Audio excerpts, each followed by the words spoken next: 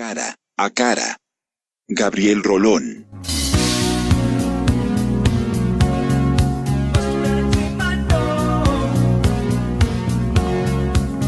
Natalia Binder, de 16 años, cuenta el desconcierto que se le plantea en la escuela, frente a la charla de adolescentes, con la pregunta: ¿qué vas a hacer cuando seas grande?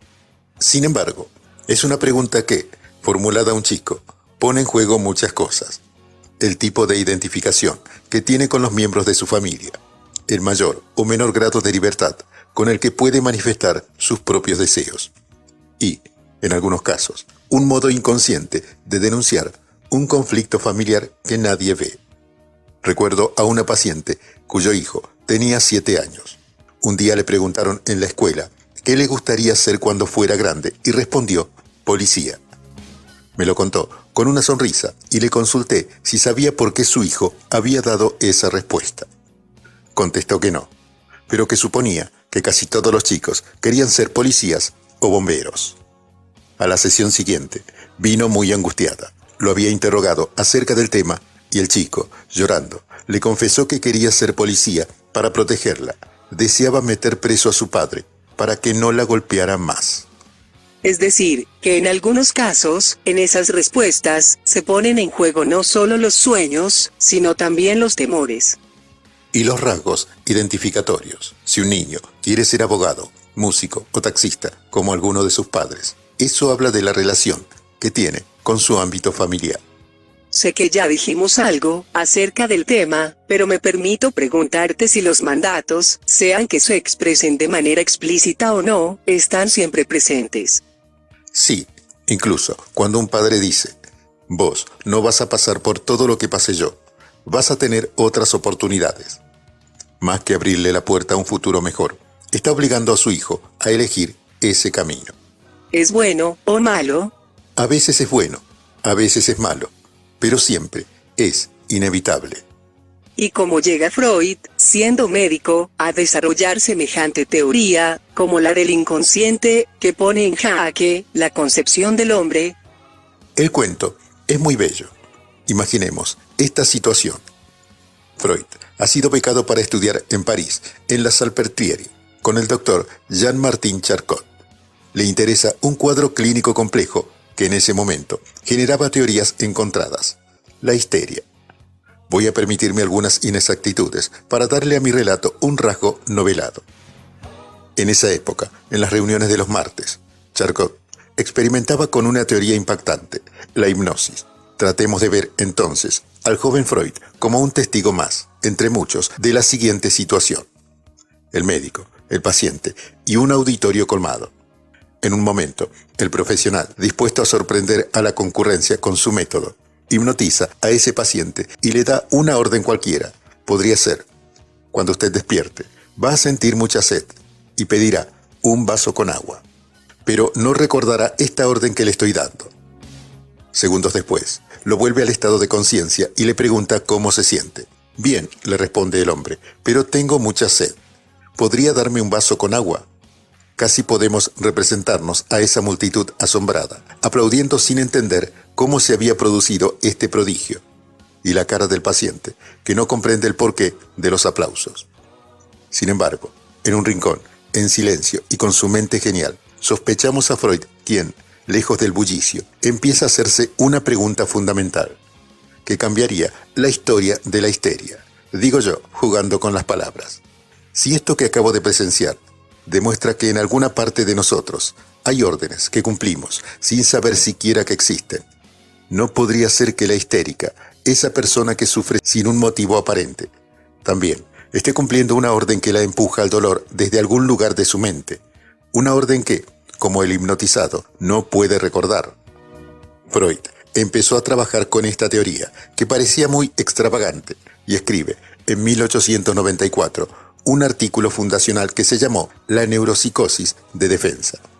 Es un texto sumamente importante porque comienza a desarrollar lo que se conoce como primera nosología freudiana, es decir, la primera clasificación que Freud, y por ende el psicoanálisis, intenta hacer de las enfermedades psíquicas.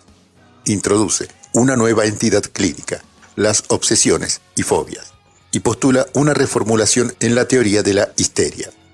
Hasta ese momento, la histeria era considerada una enfermedad nerviosa, orgánica, y el intento freudiano será quitarla de este lugar y darle estatuto de enfermedad psíquica. Las vivencias más duras, entonces, se viven siempre durante la infancia, y tienen que ver con la sexualidad. ¿Se te ocurre algún ejemplo para ilustrarlo? Sí, recuerdo una película llamada El Príncipe de las Mareas, protagonizada por Barbara Streisand y Nick Nolte. Ella interpretaba a una psiquiatra, la doctora Lowenstein, que atiende a una paciente, Savannah, que acaba de tener un intento de suicidio. Esta paciente tiene un hermano, Tom Wingo, papel que desempeña de modo brillante Nick Nolte. En un momento, la doctora Lowenstein decide llamarlo para hablar con él acerca de lo acontecido, a ver si puede ayudarla a reconstruir la historia que la hermana no recuerda y por ende no puede contar.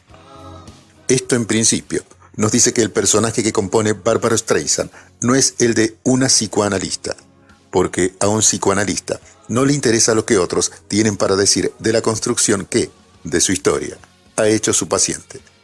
Para nosotros, hay una diferencia entre la realidad y la realidad psíquica y trabajamos siempre con esta última. Una vez tuve que llamar a una paciente muy joven para cambiar el horario de la sesión y me atendió su madre.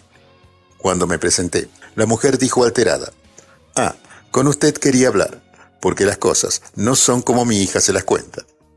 Me pregunto, ¿cómo pensaría esta señora que su hija me contaba las cosas? ¿Qué temor tendría acerca de lo que podría decir de ellos? Vaya a saber cuál era su imaginario con respecto a esto. Desde el lugar teórico en el que trabaja Barbara Streisand en la película, la hubiera escuchado. Sin embargo, siendo analista, no me interesaba ver cómo eran las cosas, sino cómo mi paciente sentía que habían sido, su modo de vivir, sufrir y transitar su realidad psíquica. Si la madre era un encanto y para ella era un demonio, yo debía trabajar con ese demonio que la habitaba. Sin embargo, es muy común que se critique a alguien, señalando que su postura es subjetiva. Es que de eso se trata. Pedirle objetividad a un sujeto es una paradoja. No obstante, se puede esperar de alguien que piense, que cuestione sus argumentos y escuche otros para poder cambiar, en todo caso, su posición subjetiva. No podemos reclamar del otro una postura objetiva, pero tenemos derecho a esperar una actitud honesta. Retomando el ejemplo en la película, Barbara Streisand compone un gran papel aunque, clínicamente, hace todo mal, porque tiene una paciente, llama al hermano para llenar los huecos de su memoria, decide atenderlo y termina acostándose con él. Es casi un manual de la mala praxis. Aún así, la película es extraordinaria. En una de las sesiones, Tom recuerda que una noche, cuando era chico, mientras su padre estaba ausente, 3 hombres entraron a su casa por la fuerza. Su madre, su hermana y él estaban bailando, jugando. Llovía copiosamente y de pronto irrumpieron estos sujetos.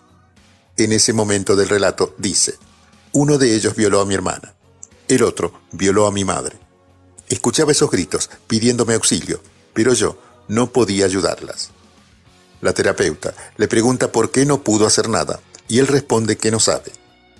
Ella empieza a destrabar esto, que en análisis hubiera llevado mucho tiempo, pero acá hay que resolverlo rápido. Es una película con una simple intervención. Usted me dijo que eran 3 hombres los que entraron a su casa. Dado que uno estaba con su madre y el otro con su hermana, ¿dónde se encontraba el tercero? El paciente se angustia. Podemos ver en su rostro cómo se resiste, cómo intenta sostener la represión hasta el último instante. Pero al final cede y confiesa que ese tercer hombre lo estaba violando a él. Agrega que en un momento llegó su hermano mayor y asesinó a 2 de los intrusos. Al tercero lo acuchilló la madre. Luego los enterraron y limpiaron toda huella de sangre hasta que la casa quedó como si no hubiera sucedido nada. Hecho esto, la mujer les prohibió contar lo ocurrido. Así fue que no hicieron la denuncia, no hablaron ni siquiera con su padre, quien, cuando llegó del trabajo, se sentó a comer con ellos sin saber del hecho. Sobre el final de esta escena, Tom dice 2 cosas que me gustaría rescatar. La primera alude al ataque sexual. Jamás pensé que algo así le podía suceder a un niño. Y la segunda refiere a la consecuencia del mandato que la madre les impuso. El silencio dolió más que la violación. En principio, plantea el desconocimiento de la sexualidad infantil. En este sentido, hay que decir que hasta la llegada del psicoanálisis se pensaba que los niños no tenían ningún vínculo con el sexo. Es la teoría de Freud la que marca la puesta en juego de la sexualidad infantil. La segunda de las frases denuncia que la imposibilidad de hablar, de simbolizar lo sucedido, es lo que lo vuelve a un hecho traumático.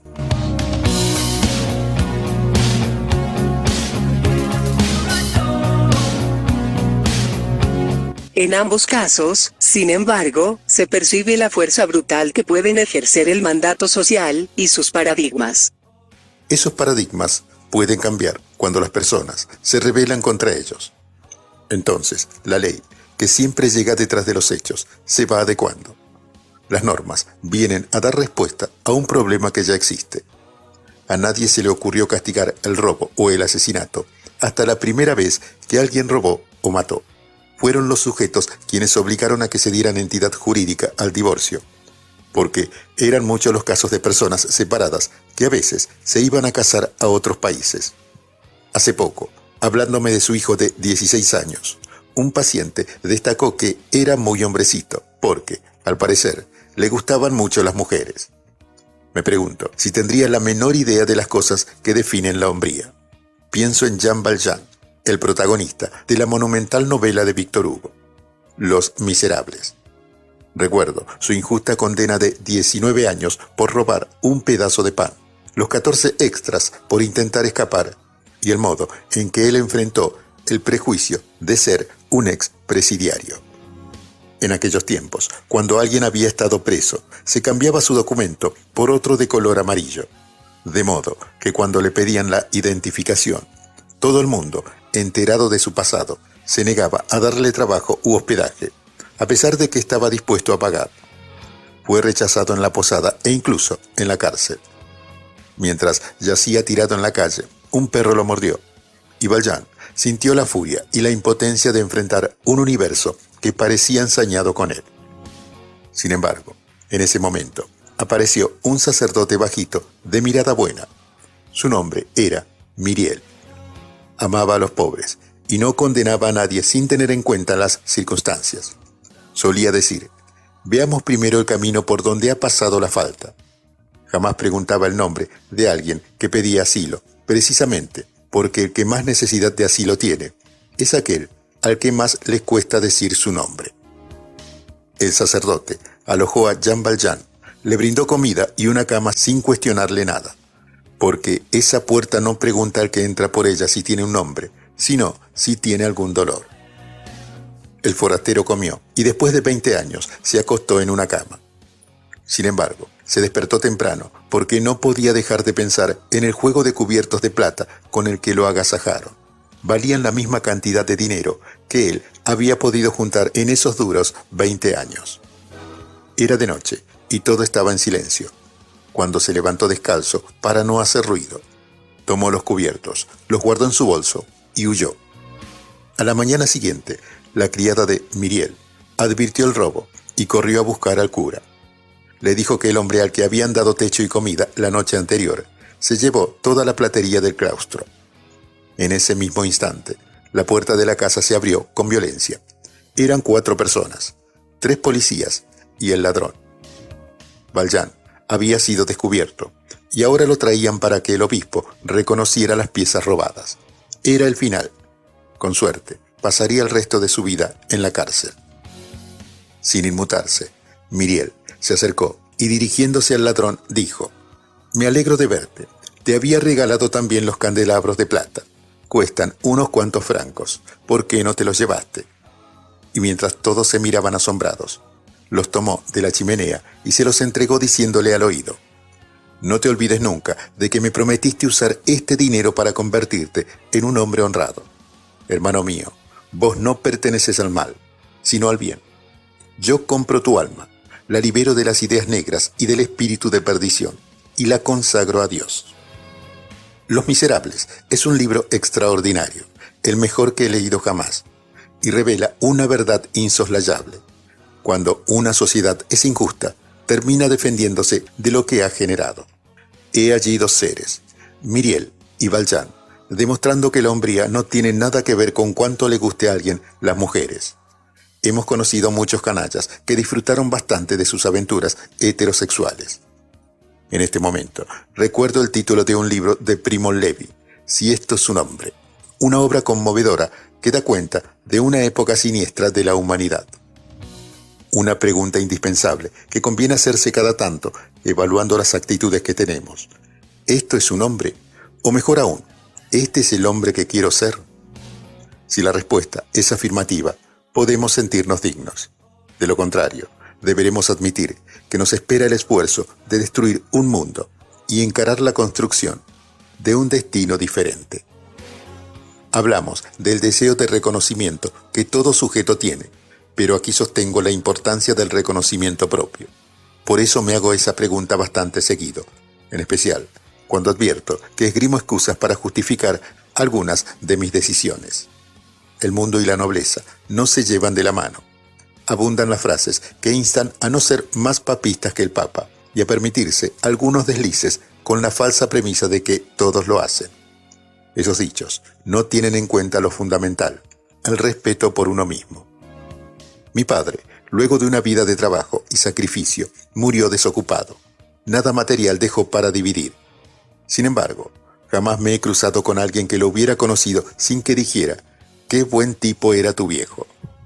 Guardo en mi corazón esa herencia benevolente que me ha dejado, y desde la admiración más profunda, fijo allí mi norte, intentando dejar a mis hijos la misma huella. Por eso, cuando me pregunto, ¿qué es ser un hombre?, no dudo, un hombre es, antes que nada, un buen tipo.